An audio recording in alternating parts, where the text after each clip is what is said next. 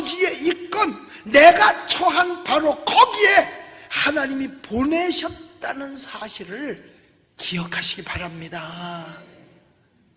제가 목사로서 그동안 오직 교회밖에 모르던 목사로서 내가 이 사회의 한 사람으로, 대한민국 국민의 한 사람으로 왜 이 정부를 향해서 대항해보겠다고 나섰을까?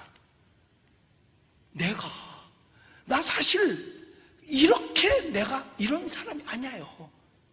아니, 교인한테도 야단도 한번 못 치던 나인데 잘못했어도 예배를 빠져, 장로님이 예배 빠져도 장로님 왜 예배 빠졌습니까? 이 소리도 한번 못하던 내가 권력을 가진, 사람을 죽일 수 있는 이런 데를 상대로 해서 내가 왜 나섰다고 여러분 생각합니까?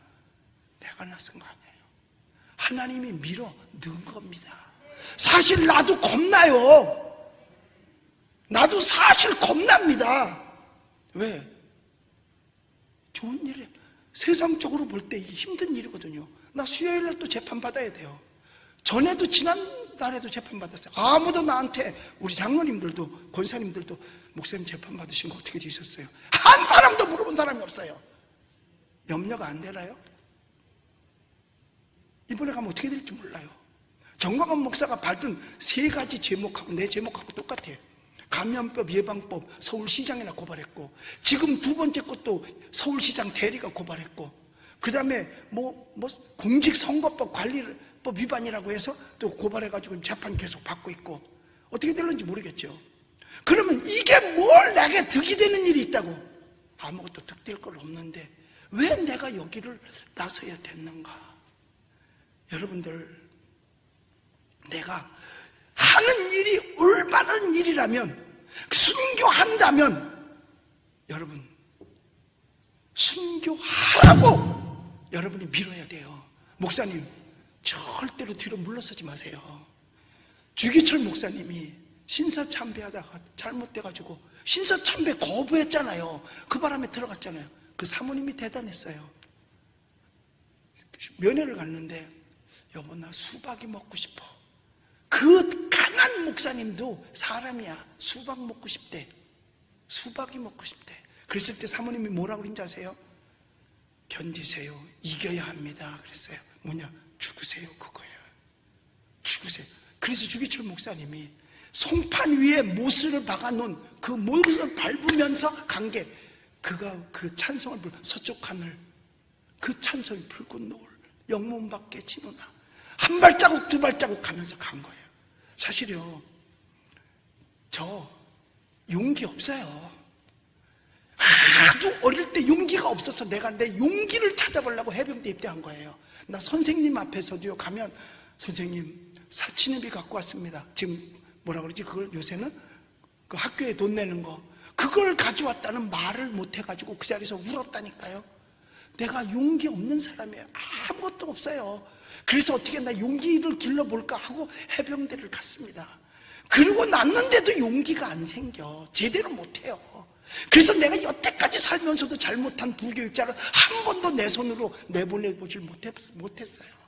한 번도 못 해봤어요. 왜? 잘못한 걸 뻔히하면 용기가 안 생겨.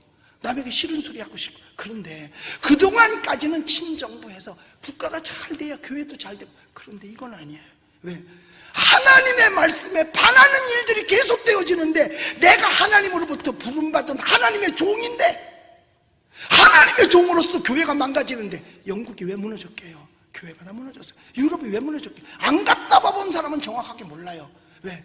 기도만 하고 있었어요. 하나님이 다 알아서 해주겠지. 천만의 말씀. 그동안에 국회에서는 웃음거리 만들고 교회에서 땅땅땅 국회에서 쳐버리니까 교회 문 닫게 된 거예요. 결국은 그 법이 통과된 뒤로 5년 만에 그냥 교회는 싹 문 닫아버리고 말고, 댄스홀로 바뀌고 슈퍼마켓으로 바뀌고 도서관으로 바뀌고 또 모슬렘 사원으로 바뀌고 다 바뀌어버리고 말았어요.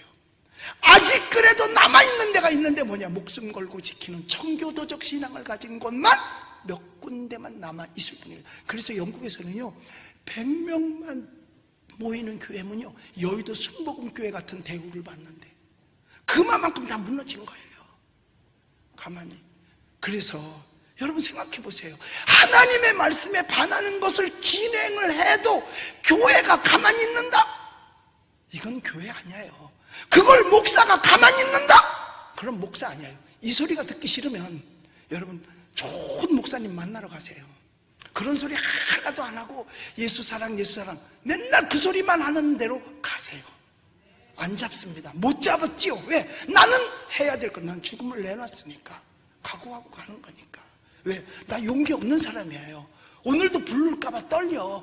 솔직하니 붙잡으러 올까봐 떨려. 솔직히 나도요. 그래서요, 여러분들이 기도해야 돼요. 목사님 비겁하게 돌아서지 마세요. 앞으로 가세요. 앞으로 가세요. 프랑스의 어떤 목사님이 그 68혁명 당시에 68혁명이 금하는 것을 금한다는 거거든요. 그러니까 성경에서 금하는 것을 해라 그 소리야. 그럴 때 목사님이 나서서 그걸 반대하고 나섰어요. 그때는요 이 세느강이 피로 물들었대요. 그런데 한 목사님이 했는데 잡혀갔어요.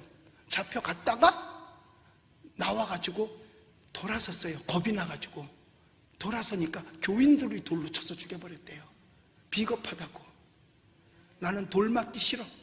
솔직하니 목사님, 나는 목사님이 앞장서서 나가서 하나님의 말씀을 지키고 교회를 지키기 위해서 애썼는데 그럼에도 불구하고 목사님 지금 보니까 형편없네요. 그럼 나한테 돌을 던지세요. 왜? 비겁하니까. 이것이 순교라 할지라도. 그래서 저는 날마다 기도합니다. 예수님도 겟세마네 동산에서 기도하지 않았으면 그거 감당 못해요. 왜? 인간인데 배고파셨던 분이에요. 그래서 무화과 나무 밑에서 무화과 하나 따시려고 했던 분이에요. 육신이라 이 말이에요.